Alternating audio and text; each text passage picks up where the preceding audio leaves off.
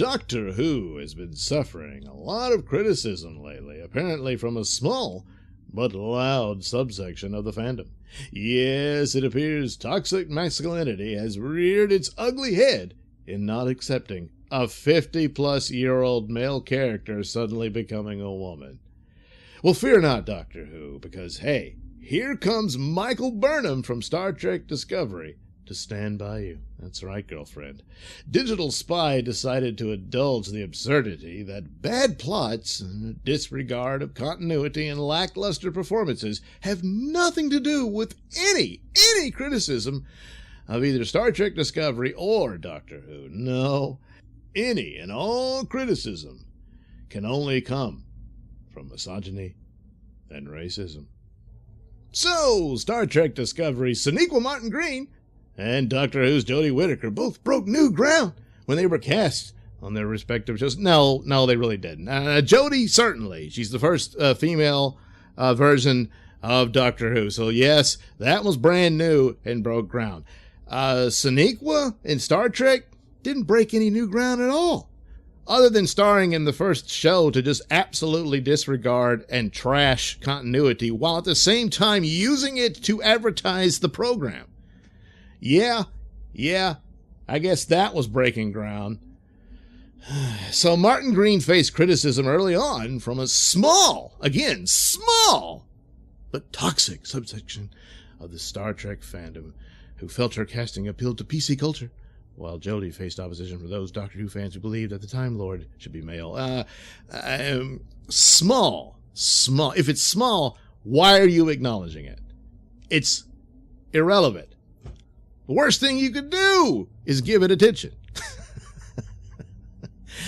It's really terrible when some anonymous Twitter account with about 10 followers just goes on some horrible, nasty rants about characters in a TV show. That's terrible, isn't it? It must be called out. So anyway, she's asked, hey, what did you think about the backlash that Doctor Who received? She says, I was not surprised by it, because people were upset that a black woman was the lead of Star Trek. Were they? Were they really?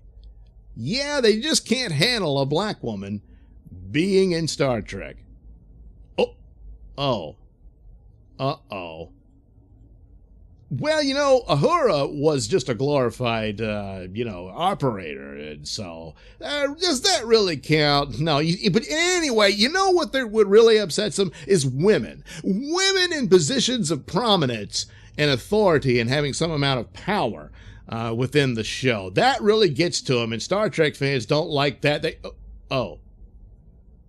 Yeah.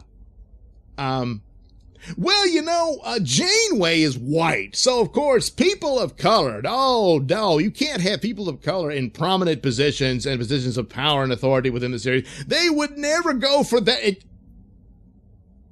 Oh yeah. Well, Miss Green did catch on to the idea that claiming there's racism and sexism within the Star Trek fandom seemed a bit odd.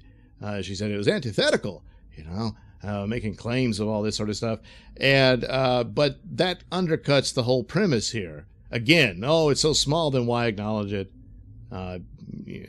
Bringing attention to it gives attention to something that may be seeking attention or what have you. But it's not really the criticism of the show. You see, Miss Green, the show was supposed to look like this. Say, they didn't give you the right costumes. And that's what you needed. And that's why you're where you are now with how the show is being received. And that's not Miss Green's fault. It's not. That's the fault of the writers and the producers and whatnot. And the same thing with Jodie. She didn't write the damn thing. She didn't write the crappy, lackluster plots and the stupid foolishness. And in the case of Star Trek, certainly not Miss Green's idea to just completely throw the continuity in the trash, while at the same time lying to the audience and advertising it as being perfectly fitting within the continuity when it clearly does not. That's got nothing to do with skin color and gender of any of the characters. Absolutely nothing to do with it. And so, for the purposes of defending a TV show to exploit the horrors and fears of racism and sexism is utterly shameful.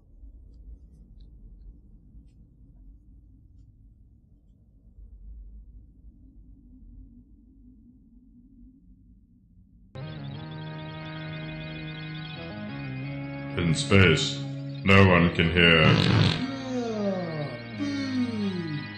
I stand corrected.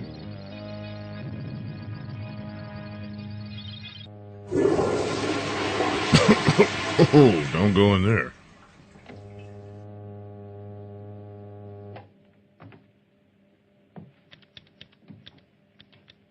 Well, hello there. I see you like shower caps. Me too.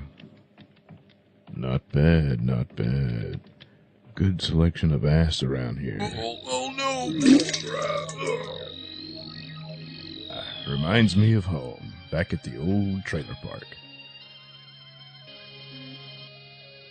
Don't forget to bring the beer. My compliments, Captain. You're the first man to set foot on this planet. Well, I haven't yet. Now I did. I think we've got to do something. We will. We're gonna sit here and watch TV.